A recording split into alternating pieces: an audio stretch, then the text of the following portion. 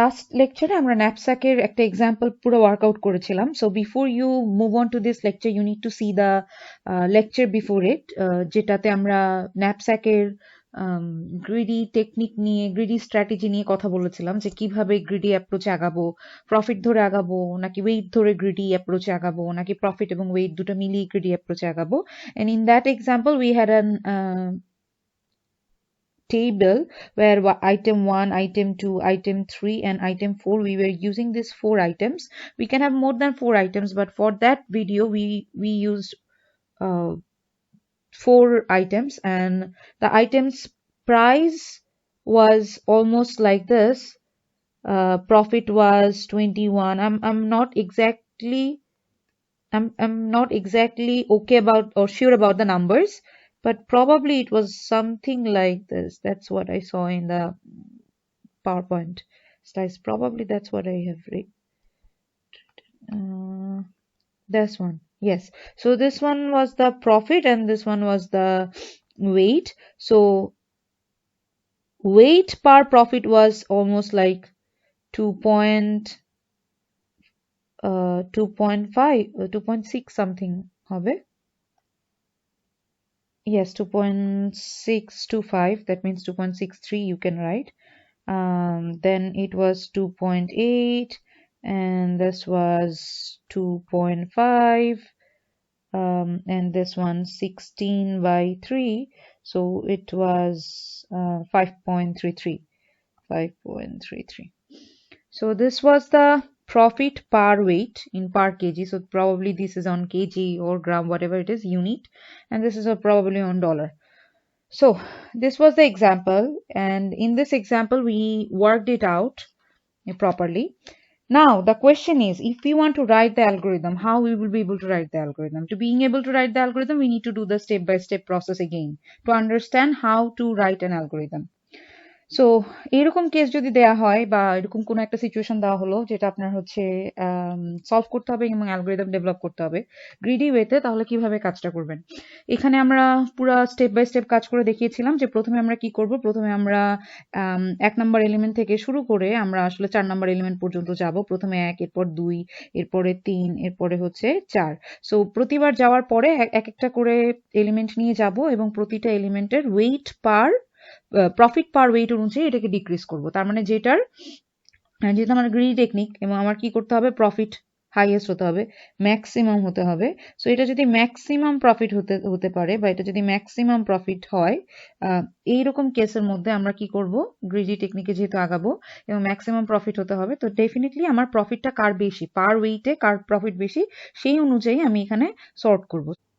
At first, we went through 1, 2, 3, 4, all the items, and then what we did, we sorted this price per weight value. তার মানে এই যে ভ্যালুগুলো আছে, এই যে কোয়ান্টিটিগুলো আছে, এগুলো সাজাই। এখন কি হিসাবে সাজাই? এটা যেহেতু প্রাইস বা প্রফিট, হ্যাঁ, এই প্রফিটটা কি কম থেকে সাজাবো না বেশি থেকে সাজাবো? অ্যাসেন্ডিং অর্ডারে, মানে স্মল থেকে বিগ সাজাবো? না, অবশ্যই না। কি করব, বিগ থেকে স্মলে সাজাবো। কেন? বিকজ আমার এই অপটিমাম প্রবলেমটা আমার ম্যাক্সিমামকে ফিগার আউট করতেছে। So we will figure out this. আমরা বিগার ভ্যালু থেকে বা লার্জার ভ্যালু থেকে আমরা স্মলার ভ্যালুর দিকে চলে যাব। তো তার মানে প্রথম কাজ থাকবে হচ্ছে 1 থেকে শুরু করে 4 পর্যন্ত প্রাইস পার ওয়েটকে সর্ট করা, মানে প্রতিটা আইটেমকে সর্ট করা। সেটা যদি সর্ট করি তখন আমরা কি করি, আমরা সর্ট করার পরে আমরা প্রথমে লিখি হচ্ছে এটা সবচেয়ে বড় আসে। সো সর্ট করার পরে আইটেম 4 আসে, এরপরে আসে হচ্ছে আইটেম 2, এরপরে আসে আইটেম 1, এরপরে আসে হচ্ছে আইটেম 3।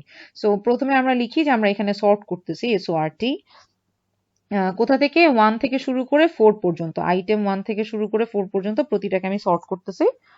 এবং কি হিসাবে সর্ট করতেছি হচ্ছে ডিক্রিজিং অর্ডারে। তার মানে প্রথমে বড় ভ্যালুগুলো থাকবে, তারপর ছোট ভ্যালুগুলো থাকবে। এরপর কি চেক করতে হয়? এরপর হচ্ছে আমার ব্যাগের ওয়েটটা চেক করতে হয়। আমার আগের এক্সাম্পলে, if I am not wrong, then আমার ব্যাগের ওয়েট ছিল somewhere around, I am not sure, let's go and check it out, probably 10 kg around ছিল। So let's go and check it out, check the other example. Yes, last লেকচারের এক্সাম্পলটা 10 KG মতো ছিল। আচ্ছা, so আমরা এখন কি করি, আমরা এখন এই সর্ট করার পরে এখানে ধরেন প্রফিট পার ওয়েট ছিল হচ্ছে 5.33 কেজি, এখানে ছিল হচ্ছে 2.8, এরপরে 2.6, এরপরে 2.5। আচ্ছা, এখন এইটার কত কেজি ছিল, এটা ছিল হচ্ছে আপনার 3 কেজি, এটা 8 কেজি, এটা ছিল হচ্ছে আপনার sorry 3 kg, 5 kg, then 8 kg and then 6 kg, এতগুলা ছিল। আচ্ছা, এখন আমাদের কি করার দরকার, আমাদের দরকার হচ্ছে ম্যাক্সিমাম প্রফিটটা বের করা। তা আমরা এরপরে যেটা করেছিলাম যে আমরা চেক করেছিলাম যে প্রথমে যেইটা সবচেয়ে বড় সর্ট করার পরে ধরেন এখান থেকে শুরু করে এই পর্যন্ত 4টা ভ্যালু আসলো।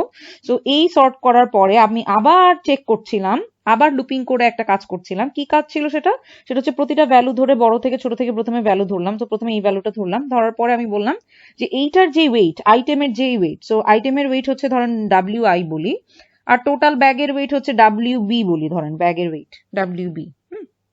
সো যদিও বাংলা ইংলিশ মিলিয়ে হয়ে গেল, but it's okay. So WB বলছি ব্যাগের ওয়েট, আর WI বলছি আইটেমের ওয়েট। সো আইটেমের ওয়েট যদি ব্যাগের ওয়েটের থেকে ছোট বা তার সমান হয়, তখন আমরা কি করি, তখন হচ্ছে আমরা পুরো আইটেমটাকে ব্যাগের মধ্যে নিয়ে নেই, পুরো আইটেমটাকে, তাই না? তাহলে তখন ব্যাগের ওয়েট কি হয়ে যায়, ব্যাগের নতুন ওয়েট কমে যায়। সো ব্যাগের ওয়েট আগে যদি 10 কেজি থাকে, এখন কি হয়ে যাবে ব্যাগের ওয়েট, এখন ব্যাগের ওয়েট হয়ে যাবে ব্যাগের আগের ওয়েট মাইনাস আইটেমের ওয়েট। সো এটা যখন আমি নিয়ে নিব, তখন হচ্ছে আমার ব্যাগের ওয়েটটা কমে যাবে। খালি ব্যাগের ওয়েট যে কমে যাবে তা না, আমার কি হিসাব করতে হবে এটা ছাড়া, প্রফিটের হিসাব করতে হবে। তখন যদি ব্যাগের ওয়েটের থেকে এটা কম হয়, তাহলে ডেফিনেটলি কি আমি চেষ্টা করব হচ্ছে পুরো আইটেমটা নিয়ে নেওয়া। হ্যাঁ, তাহলে খালি কি আমার এটা চেক করতে হবে, পুরো আইটেমটা যদি নেই তাহলে কি হবে, এখন প্রফিট হবে। তখন প্রফিট প্রথমে আমি বলে দিলাম যে ধরেন এখানে কোথাও কোনো এক জায়গায় বললাম যে আমার প্রথমে প্রফিট হচ্ছে 0। সো প্রফিটের পরে আমার বাড়তে থাকবে। So profit is equals two profit plus P তার আই। পি তার আই মানে কি, যেহেতু আমি পুরো ভ্যালুটা নিয়েছি, পুরো আইটেমটা নিয়েছি, তাই 0 প্লাস এই আইটেমের পুরাটার যেই ভ্যালুটা ছিল প্রফিট সেটা। সো পুরাটার ভ্যালু কত ছিল 16, এই জন্য 16 আসবে। আচ্ছা, এখানে কি খালি এই পোর্শনটা চেক করলেই হবে, মেসেজে এই যেটা বলছেন এটা চেক করলেই হবে যে ব্যাগের ওয়েটের থেকে আমার আইটেমের ওয়েট, খালি আইটেমের ওয়েটটা ছোট কিনা, হ্যাঁ, ব্যাগের ওয়েটের থেকে আইটেমের ওয়েটটা ছোট কিনা। এখানে আমি একটু খেয়াল করে দেখেন, এখানে আমি মুখে একরকম বলেছি যে আইটেমের ওয়েটটা ব্যাগের ওয়েটের থেকে ছোট হতে হবে, আইটেম ছোট হলেই নিতে পারবো, কিন্তু আমি এখানে সরি টু সে আমি এখানে বসানোর সময় আমি এখানে আবার ভুল সাইন বসিয়ে ফেলেছি। আচ্ছা, ভালো হয়েছে শেষ করার আগেই খেয়াল করেছি।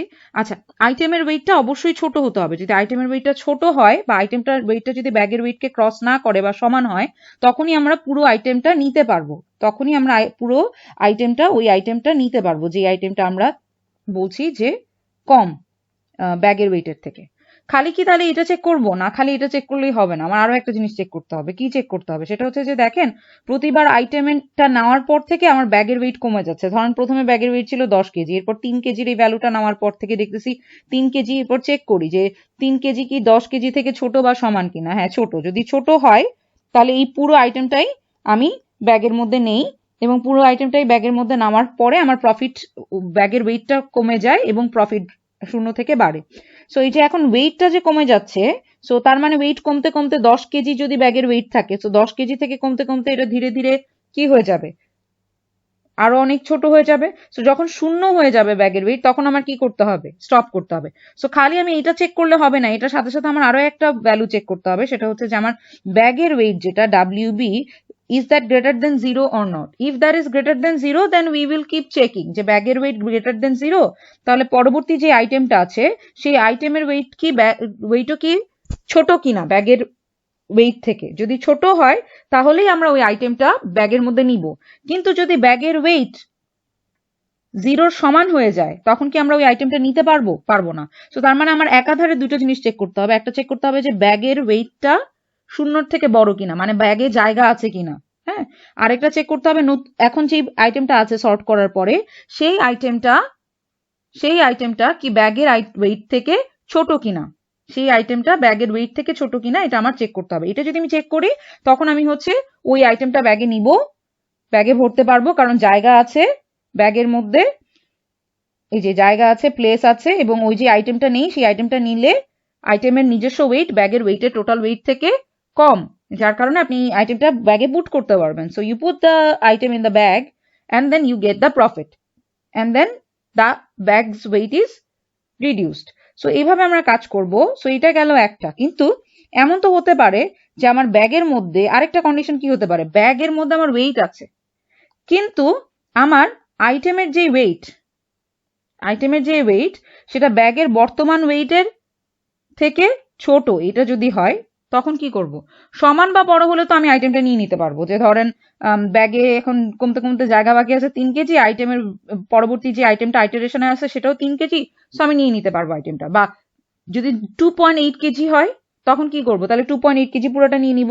তাহলে তখন কি ব্যাগের ওজন বাকি ছিল 3 কেজি, আইটেমের ওজন 2.8 কেজি, সো আমার 0.2 কেজি কিন্তু বাকি আছে, ব্যাগে 0.2 কেজি বাকি আছে। সো 0.2 কেজি যদি ব্যাগের মধ্যে বাকি থাকে তার মানে ব্যাগের রেস্ট অফ দ্য ওয়েট হচ্ছে বা ডাব্লিউবি হচ্ছে এখন 0.2 কেজি। নতুন একটা সিনারিও এক্সপ্রেস করতেছি বা বোঝানোর চেষ্টা করতেছি। তার মানে ব্যাগের ওয়েট অবশ্যই 0 থেকে বড়, ব্যাগের জায়গা আছে যে 0.2 কেজি। কিন্তু পরবর্তী যে আইটেমটা ধরেন আমার এই যে আইটারেশনে বা কিছুতে পরবর্তী যে আইটেমটা, সেই আইটেমটা হচ্ছে জাস্ট বোঝানোর জন্য বলতেছি এক্সাম্পলের জন্য, যে পরবর্তী আইটেমটা হচ্ছে আমার শূন্য এই সরি পরবর্তী আইটেমটা হচ্ছে ধরেন আমার 3 কেজি বা 1 কেজি যদি হয়, তো তাহলে ব্যাগের বর্তমান ওজন হচ্ছে 0.2 কেজি আর আইটেমের ওজন হচ্ছে 2 কেজি বা 3 কেজি, জাস্ট এক্সাম্পল দেওয়ার জন্য বলি।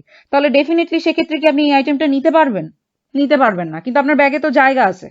তখন কি করবেন, তখন এই আইটেমটা পুরাটা না নিয়ে, এখানে যেমন আগের কেসে যে এক্সাম্পলটা দিয়েছিলাম সেখানে আইটেমটা পুরা নিয়েছিলাম, তো এই ক্ষেত্রে আইটেমটা পুরা না নিয়ে আমরা কি করব, আইটেমটার যতটুকু দরকার অতটুকু নিব।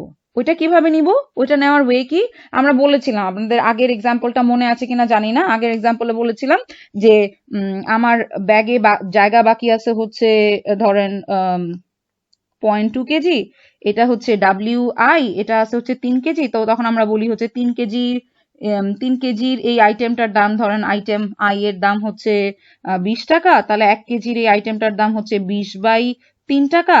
আর আমার জায়গা বাকি আছে কত, 0.25, তাহলে 0.25 বা 0.2, তাহলে 0.2 কেজির জন্য এই আইটেমটা কতটুকু হবে, 20/3 ইন্টু 0.2। তার মানে এইটুকু পোর্শনটা কি, এটা হচ্ছে ব্যাগের ওয়েট ডাব্লিউবি।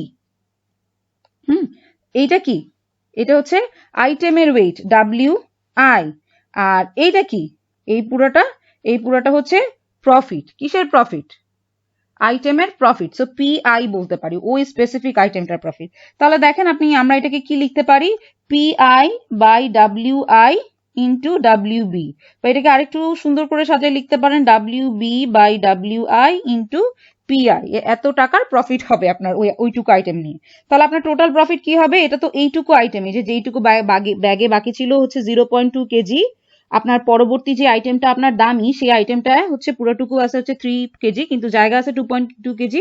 তো 3 কেজি থেকে আপনি কি নিবেন, 0.2 কেজি নিবেন। এটা এই জন্যই বলেছি 0.2 কেজি আউট অফ 3 কেজি, এবং প্রফিট কত হবে, ওইটুকু পরিমাণ প্রফিট। তার মানে 3 কেজির প্রফিট এত টাকা, তাহলে ওইটুকুর পরিমাণ প্রফিট কত, এই যে WB divided by WI into profit. যে এটাকে ওইভাবে লেখা যায়, আবার এভাবে চিন্তা করেও লেখা যায়, দুইভাবেই দেখালাম। তো সেক্ষেত্রে টোটাল প্রফিট কি হবে, আমরা জানি profit is equals two profit plus মানে আগেকার প্রফিট যা ছিল সেটুকু, আর এই 0.2 কেজির জন্য যে এক্সট্রা প্রফিটটা আসে সেটা হচ্ছে ডাব্লিউআই ইন্টু পিআই। সো এই গেল। তো তার মানে দুইটা কেস, এক নাম্বার কেসে আসলো হচ্ছে, এক নাম্বারের কেসে আমরা চেক করলাম হচ্ছে আপনার আইটেমের যে ওয়েটটা আছে সেটা অবশ্যই আপনার ব্যাগের ওয়েটের থেকে সমান বা ছোট, স্মল আইটেমের ওয়েটটা। এবং খালি এইটা না, অ্যান্ড আমার আরেকটা জিনিস চেক করতে হবে কি, সেটা হচ্ছে যে ব্যাগে আমার কোনো জায়গা আছে কিনা। So WB is greater than 0। কিন্তু এটা চেক করার পরে আমরা কি করব, টেক হোল আইটেম, কারণ হচ্ছে পুরা আইটেমের ওজনটা ব্যাগের ওজনের থেকে ছোট, আইটেমের ওজনটা ব্যাগের ওজনের থেকে ছোট, so we can put it over there. এটার মানেই হচ্ছে এটা। সো ওখানে ডিরেক্টলি পুরো ব্যাগের ওজন কমতে থাকবে, WB is equals to WB minus WI, এবং হচ্ছে প্রফিটটা কি করতে থাকবে, প্রফিটটা বাড়তে থাকবে। হ্যাঁ, প্রফিট হচ্ছে ওই পুরো আইটেমটা যেহেতু নিব তাই পুরো আইটেমের প্রফিটটা আমি যোগ করলাম। এরপর আমার আবার কি চেক করতে হবে, আবার এটা হচ্ছে একটা কেস গেল। আরেকটা কেস আমি কি বলবো, আরেকটা কেস হচ্ছে যে আমার আইটেমটা ব্যাগের থেকে ছোট না, তার মানে আইটেম আছে হচ্ছে আমার 3 কেজি, ব্যাগের ওজন যেটা আগে এক্সাম্পল দিলাম, ব্যাগের ওজন হচ্ছে আমার 0.2 কেজি। সো তার মানে আমার এর পরের ক্ষেত্রে হচ্ছে আইটেমটা ব্যাগের থেকে ছোট না, item is greater than WB। আর আমার আরেকটা কি বললাম, আরেকটা হচ্ছে যে আমার ব্যাগে ওজন অবশ্যই গ্রেটার দেন বি। হ্যাঁ, তখন আমরা কি করব, তার মানে হচ্ছে আমার যে টোটাল আইটেমটা আছে, মানে ব্যাগে আমার এখনো আসলে জায়গা আছে, আমি মিন করতে চাচ্ছি যে ব্যাগে আমার আসলে এখনো জায়গা আছে। So we are still having some places.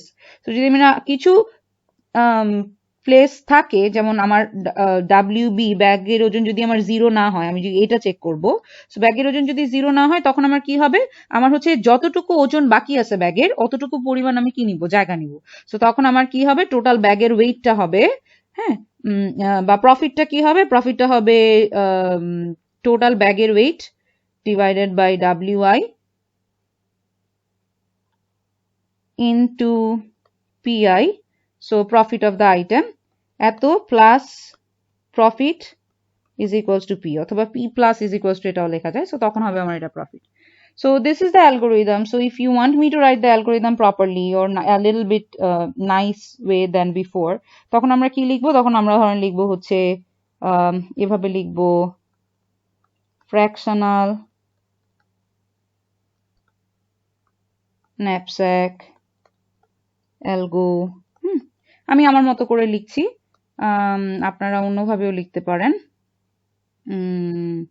এ বা fractional knapsack A, হ্যাঁ, dot dot dot dot n বা n elements or items are there, each has profit PI and weight WI, where knapsack sacks weight, হ্যাঁ, অথবা bags weight লিখি, bags weight is WB।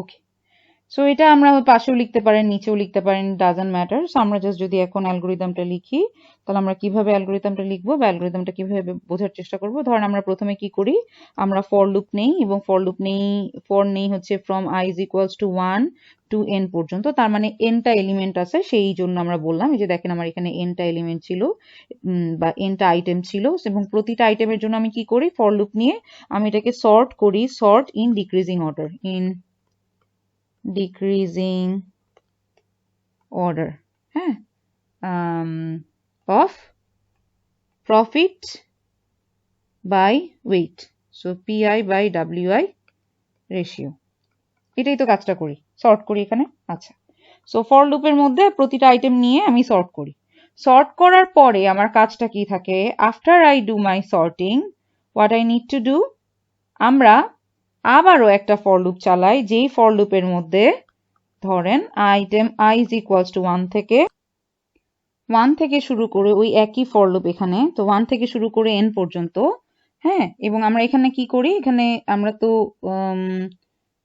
এখানে sort করেছি, so ওই sort অনুযায়ী আবার ওই ফর লুপটা আবার চালাই 1 থেকে n পর্যন্ত।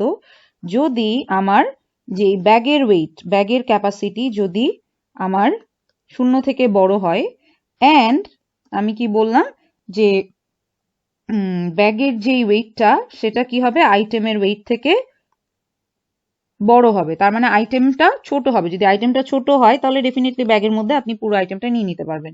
সেক্ষেত্রে আমার ব্যাগের নতুন ওয়েট হয়ে যাবে ব্যাগের আগের ওয়েট, হ্যাঁ, ইকুয়াল না দিয়ে এভাবে অ্যারো দিতে পারি আমরা, আগের ওয়েট মাইনাস আইটেমের নর্মাল ওয়েট, আর প্রফিট কি হয়ে যাবে, পি টোটাল, ধরেন পি ম্যাক্স বা পি টোটাল যেটাই বলেন না কেন, পি টোটাল হবে হচ্ছে আমার P max plus PI.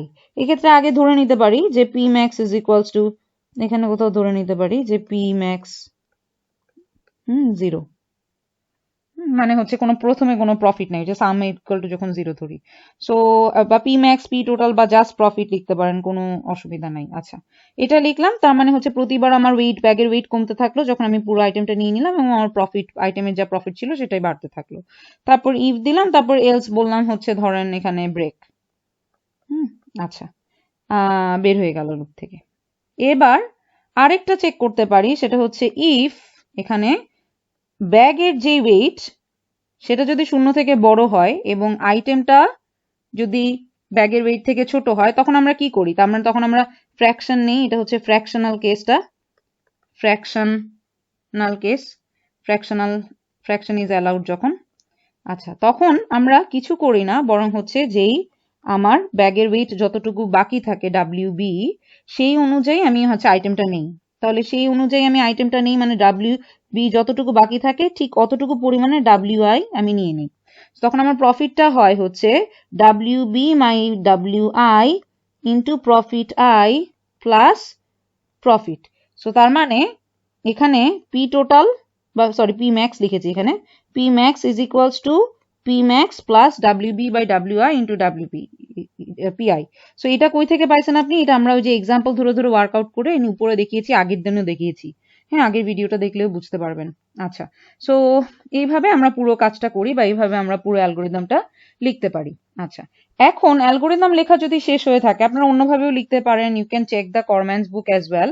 So আমি জাস্ট যেভাবে বোঝালাম সেইভাবেই আসলে আমি অ্যালগোরিদমটা লিখে বোঝানোর চেষ্টা করলাম। এখন এভাবে যদি অ্যালগোরিদম লিখতে পারেন, বা আপনি অন্যভাবেও লিখতে পারেন, it doesn't matter. So logic ঠিক রেখে যদি আপনারা বোঝাতে চান, আমি জাস্ট স্টেপ বাই স্টেপ এখানে লিখলাম যে এই কাজগুলো করি।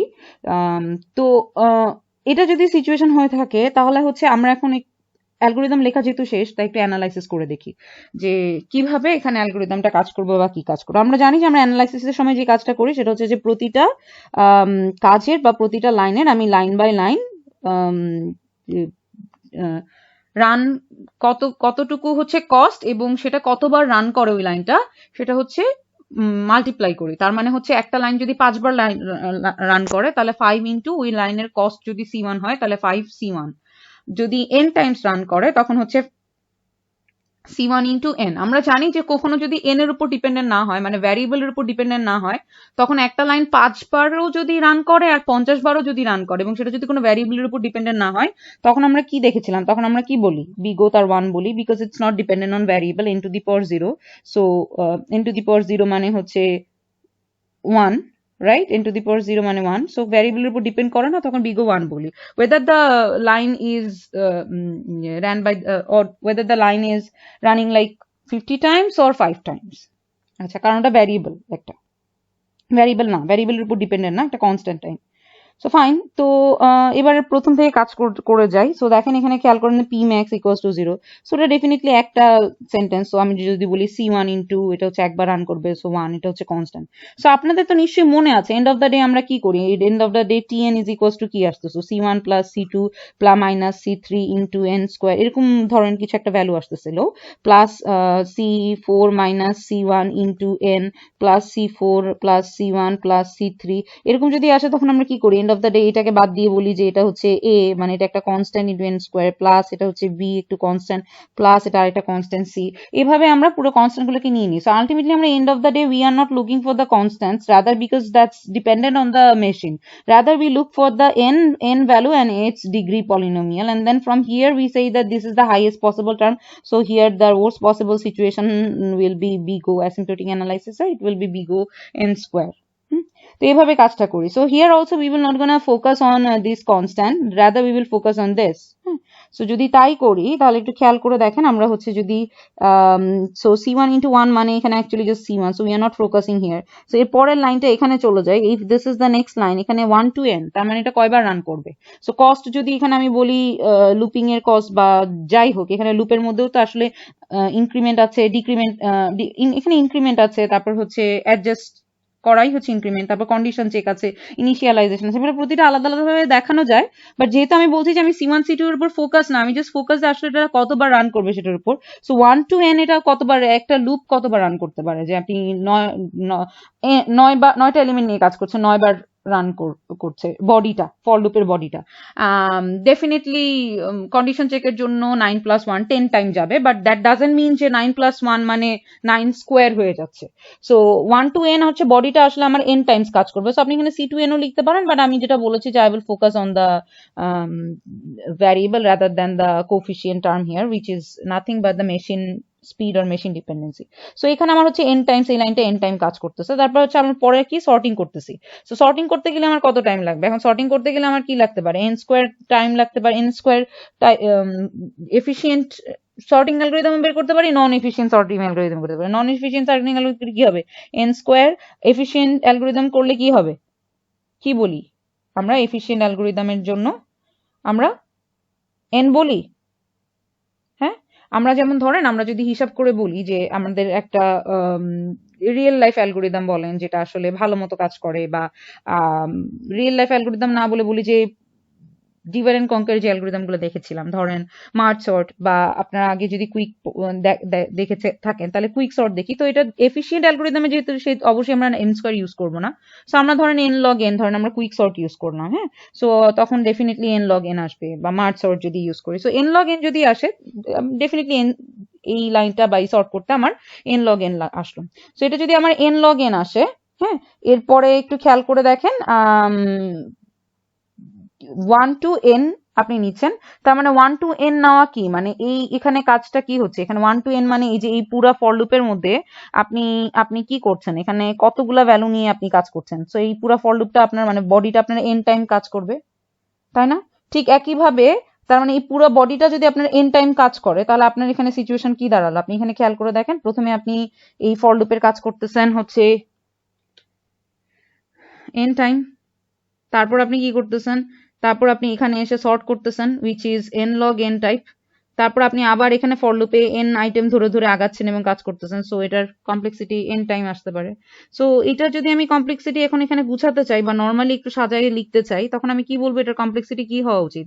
এটার complexity will be around, definitely there will be some constant that we can't ignore about, but here we are not focusing on the constant which is c1 c2 c3, just crossly দেখিয়ে যাচ্ছি। You can work it line by line the way we have learned it in while reading the time complexity analysis videos, or while checking out the lecture videos of time complexity analysis. এখন এই সিচুয়েশনের মধ্যে আমরা যেটা করি সেটা হচ্ছে যে ধরেন এখানে আমি প্রথমে বললাম হচ্ছে কি ছিল, ওখানে ছিল হচ্ছে n টাইমস আমি চেক করছি, তারপরে n log n times, then again n times. So if this is the case, then তাহলে প্রথমে আমি n টাইম কাজ করে n ভ্যালু n টা এলিমেন্টকে চেক করছি, then we are using a sorting algorithm which definitely we will try to minimize or optimize the time.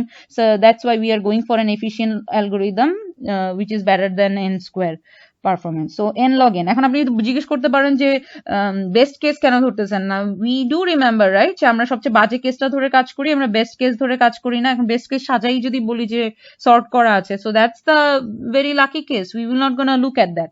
So n log n, এরপরে আমার আবার কি আসতেছে, ধরেন হচ্ছে আমার এখানে n আসতেছে কিসের জন্য? ওই যে ফর লুপ আমি n বার চেক করতেছি, প্রতিটা মানে খুব বেশি হলে কি ধরেন ভালো কপাল ভালো থাকলে একটা দুইটা বা তিনটা চেক করি আমি, ব্যাগের মধ্যে তিনটা নিয়ে নিলাম আর শেষ, আমার বাকি হয়তো 7টা বা 10টা বা nটা চেক করা লাগলো না। কিন্তু কপাল খারাপ থাকলে কি করতে হবে? এই শেষ পর্যন্ত হয়তো চেক, হয়তো ব্যাগ অনেক বড়, বা এমন হতে পারে যে কপাল ভালো, সো অনেক প্রফিট নিতে পারতেছি। সেটা যাই হোক না কেন, মানে ডেটা অ্যারেঞ্জমেন্টের ক্ষেত্রে হয়তো আমি সবগুলা চেক করলে হচ্ছে আমার n গুলা চেক করতে হবে। তো শেষে যে ফর লুপটা দিয়ে আমি হচ্ছে সবগুলা চেক করি, ব্যাগের মধ্যে দিয়ে ভ্যালু মানে ওই আইটেমটা নিব কি নিব না, হ্যাঁ, নিলে কতটুকু প্রফিট আসবে, ব্যাগের ওয়েট কতটুকু কমতেছে, এই ব্যাপারগুলো যখন আমি চেক করি তখন ডেফিনেটলি আমার কি করব, তখন হচ্ছে আমি আপনার এই n টাইমস আমি রান করব।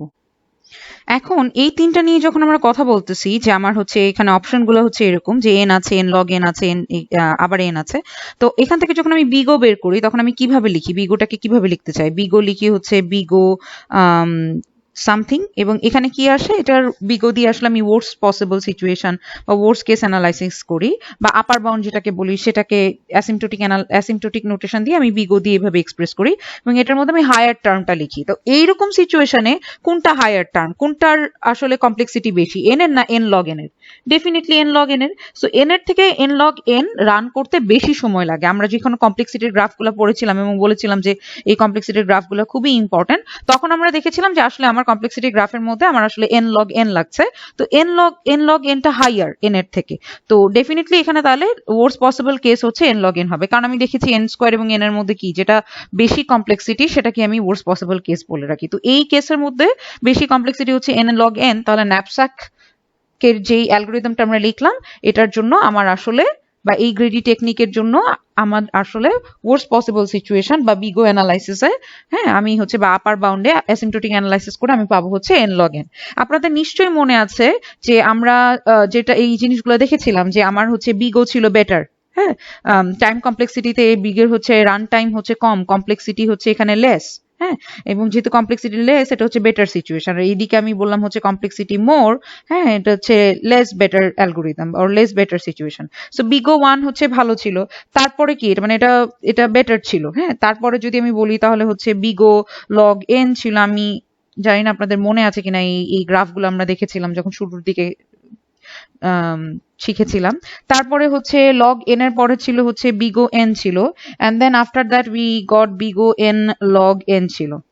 তো এই ছিল হচ্ছে একটা দুইটা তিনটা চারটা, এরপর আরো দেখেছিলাম না n square, n cube, n to the power n, 2 two the power n, এই জিনিসগুলা আমরা সবগুলা দেখেছিলাম যে কোনটা আগে কোনটা পরে। হ্যাঁ, আমি জাস্ট বাকিগুলা জাস্ট নর্মালি বলে গেলাম চেক না করে। আপাতত এইটা জানি যে এটা বেটার, তারপরে হচ্ছে এটা, তারপরে হচ্ছে এটা, তারপরে হচ্ছে এটা, হ্যাঁ, কমপ্লেক্সিটি লেস হচ্ছে এইদিকে, এটা হচ্ছে বেটার সিচুয়েশন, আর এরপরে হচ্ছে less better situation. So definitely n log n এর থেকে n হচ্ছে ছোট, আবার n এর থেকে হচ্ছে খালি log n আরো ছোট, মানে হচ্ছে রান টাইম তুলনামূলকভাবে কম এবং কমপ্লেক্সিটি কম। সো এই হিসাবে বুঝতেই পারতেছি এই দুটোর মধ্যে থেকে আমার হচ্ছে n log n ই হবে হচ্ছে বাজে situation, so n log n নিয়ে নিব। সো এইভাবে আসলে আমরা অ্যালগোরিদম লিখি এবং সেই অ্যালগোরিদমে ডিজাইন করি এবং সেই অ্যালগোরিদমের আমি অ্যানালাইসিস করতে পারি। সো এইরকম কেসে এই এক্স্যাক্টলি এই অ্যালগোরিদম নিয়ে না দিয়ে জব স্কেজুলিং দিতে পারি বা অন্য কোনো একটা অ্যালগোরিদম বানিয়ে দিতে পারি যেখানে হয়তো আমার গ্রিডি টেকনিক ইউজ করতে হচ্ছে, এবং গ্রিডি টেকনিকটা কিভাবে ইউজ করছেন সেটা আপনারা লিখবেন এবং সেই হিসাবে আপনি অ্যানালাইসিস করে দেখাবেন যে ওই ক্ষেত্রে কি n স্কোয়ার আসে নাকি log n আসে নাকি n আসে না n log n আসে। সো এই কেসে আমরা দেখলাম যে আমরা কিভাবে n log n পাচ্ছি। Thank you.